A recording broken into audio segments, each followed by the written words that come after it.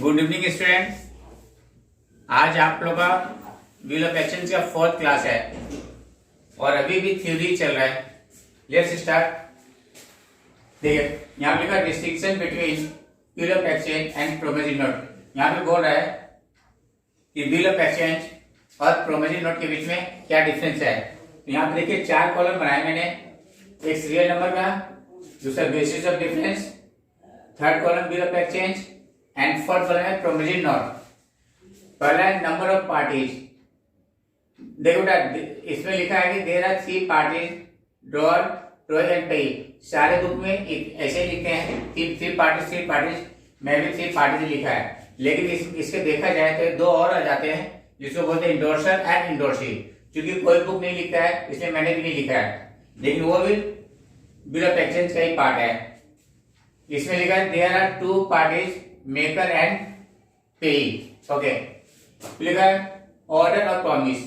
Bill of exchange में क्या होता है, ऑर्डर होता है, और प्रोमिसरी नोट में क्या होता है, प्रॉमिस होता है। मतलब जो बिल लिखते हैं वो खुद प्रॉमिस करते हैं।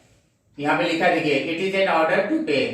बिल ऑफ एक्सचेंज में क्या कर रहा है, ऑर्डर कर रहा है। किसको कर रहा है, डोई को, कि मैं जिसको ऑर्डर कर रहा हूं उसे पेमेंट करो।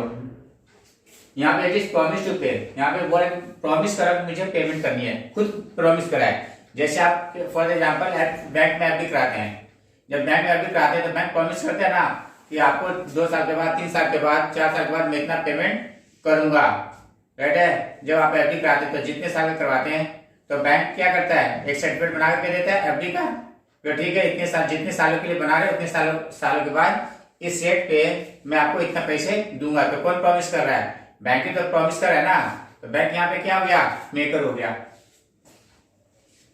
Status, it is drawn by A creditor on debtor. यहाँ पे क्रेडिटर खुद बिल लिखता है किसके ऊपर, डेटर के ऊपर। यहाँ पे क्रेडिटर कौन हो गया, ड्रॉयर हो गया, और डेटर क्या हो गया, ड्रॉई हो गया। आज एक प्रोमिसरी नोट में it is made by the debtor himself and given to the creditor. Promissory note में क्या होता है, खुद वो बनाते हैं और अपने क्रेडिटर्स को दे देते हैं। जैसे एफडी बनाता है तो बैंक वाला एफडी बनाता है, ठीक है, और एफडी बना करके क्या करता है, अपने कस्टमर को दे देता है। नेचर ऑफ लायबिलिटी, लायबिलिटीज का नेचर क्या है। जो बिल ऑफ एक्सचेंज क्या बेटा, ये सेकेंडरी लायबिलिटी है। The liability of the drawer is secondary and conditional. क्या मतलब होता है कि जब ड्रॉअर ये अपने बिल को एंडोर्स कर देता है या बिल सेट फॉर कलेक्शन करता है या डिस्काउंटेड करवाते हैं, तो उस केस में जो होल्डर होता है वो सेकेंडरी लायबिलिटी बनता है। फर्स्ट लायबिलिटी किसकी होती है, ड्रॉई की, क्योंकि जो होल्डर होता है पहले वो ड्रॉई के पास जाता है और ड्रॉई किसी वजह से पेमेंट नहीं करता है तो फिर वो ड्रॉयर के पास आता है। इसलिए ड्रॉयर की लायबिलिटी क्या है, सेकेंडरी लायबिलिटी है। बिल ऑफ एक्सचेंज का ये प्रोविजन का the liability of the maker is primary. अब जैसे एफडी कराते हैं तो कौन देगा, बैंक ही तो देगा ना। और यदि बैंक नहीं देगा किसके पास जाएगा, किसी के पास जा सकते हैं क्या। अगर बैंक ने प्रॉमिस किया हमने एफडी कराया तो बैंक ही तो देगा। सपोज खुदा न खासा किसी वजह से बैंक नहीं देता है, आप कहाँ जाएंगे भाई, कहीं तो नहीं जाऊंगा। ओके, तो इसलिए यहाँ पे जो प्रोविजन नोट है वो प्राइमरी लायबिलिटी है उसकी, प्रोविजन नोट की। The liability of the maker is primary है। अब acceptance, bill of exchange requires acceptance of the drawee to become a valuable instrument.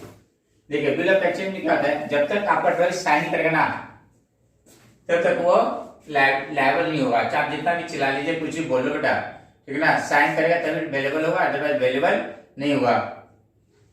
इसमें प्रोमिसरी नोट में it does not require acceptance because maker himself promise to pay. Promissory note में sign करने की जरूरत है, acceptance करने की क्या जरूरत है, वो तो बैंक खुद सर्टिफिकेट बनाता है, उसमें सारे डिटेल लिख देता है और लास्ट में क्या करता है, बैंक का जो ऑथराइज्ड पर्सन होता है उसका साइन होता है। इसलिए यहाँ पे प्रॉमिस करने की जरूरत नहीं है, ठीक है ना। यहाँ पे acceptance because maker himself promise to, ये खुद प्रॉमिस कर रहा है, कौन, बैंक या प्रॉमिसर खुद प्रॉमिस कर रहा है। Noting, in case of dishonour noting becomes important. कहते डिजोनर हो जाता है, डिजोनर का मतलब ड्यू डेट पे पेमेंट नहीं होता है तो नोटिंग कराना जरूरी होता है। अब प्रोविजन नोट में आ रही है, in case of disorder there is no need for noting. Provision note में नोटिंग की जरूरत नहीं है, क्योंकि वो तो खुद ही प्रॉमिस कर रहा है ना भाई। Notice of disorder is given to all the concern parties.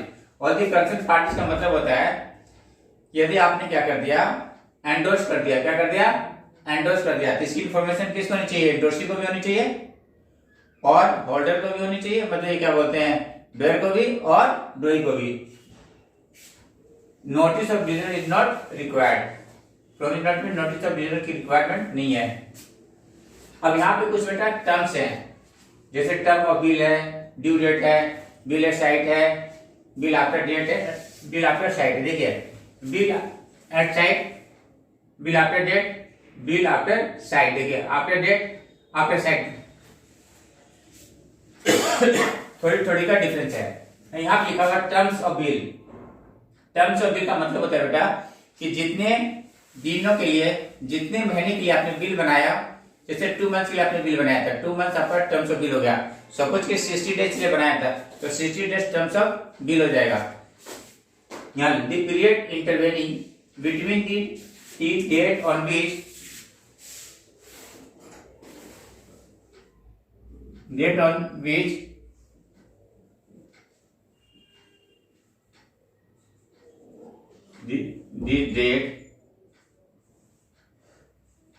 the date on which a bill is drawn and the date on which it becomes due for payment is called terms of bill। जिस दिन bill लिखा और जिस दिन due date आया, दोनों के बीच का जो डिफरेंस है उसे बोलते हैं terms of bills. Due date क्या था? देखिए, due date is the date on which the payment of the bill is due. Payment के लिए ड्यू कब होता है, उस डेट को हम क्या बोलते हैं? ड्यू डेट बोलते हैं। अब यहाँ पे देख लीजिए, थोड़ी थोड़ी डिफरेंस है। यहाँ लिखा हुआ bill at sight. Bill at site का मतलब होता है कि जब आप दिखाओगे, ठीक है ना, bill at sight, due date is the date on which a bill is presented for payment. जैसे फॉर एग्जांपल आपका चेक होता है, ठीक है, बिलर चेक समझिए, बिलर चेक। तो जैसे बैंक में जाते हैं उसी वक्त पेमेंट करता है, उसके बाद पेमेंट करता है, उसी दिन पेमेंट करता है। That is called bill at site. मतलब जब आप पेमेंट करोगे, प्रेजेंट करोगे, उसी वक्त आपको क्या मिल जाएगा? पेमेंट मिल जाएगा। Cheque is the best example है। यदि वो पोस्ट डेटेड चेक नहीं हो, ध्यान रखिएगा, पोस्ट डेटेड चेक नहीं होनी चाहिए। Due date is the date on which bill is payment presented for payment. Bill after date, bill after date का मतलब होता है आपने बिल लिख दिया, ठीक है, उसी दिन से क्या काउंटिंग होना स्टार्ट हो जाएगा।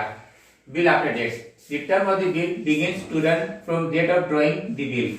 जिस दिन आपने बिल ड्रॉन कर लिया वहां से काउंटिंग स्टार्ट हो जाएगा। ओके, इसका देखिए फॉर्मूला क्या होता है? Due date equal to date of drawing plus terms of bill.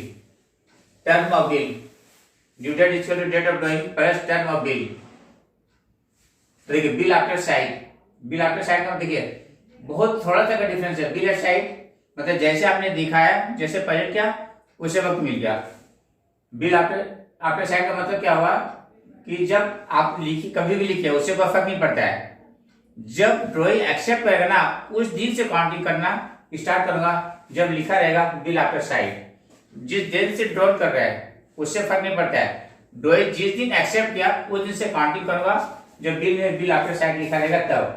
The terms of the bill, the term of the bill begins to run from date of citing, that is when the bill is accepted. When the bill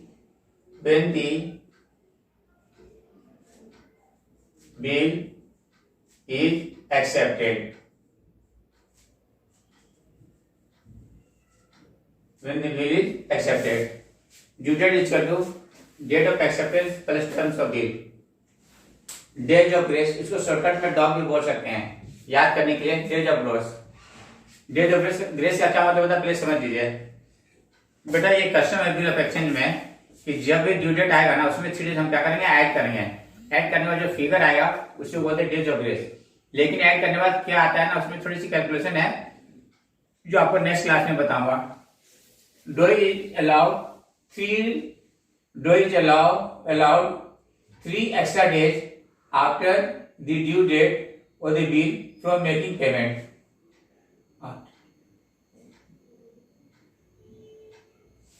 नहीं, drawing is allow 3 extra days after adding to the due date.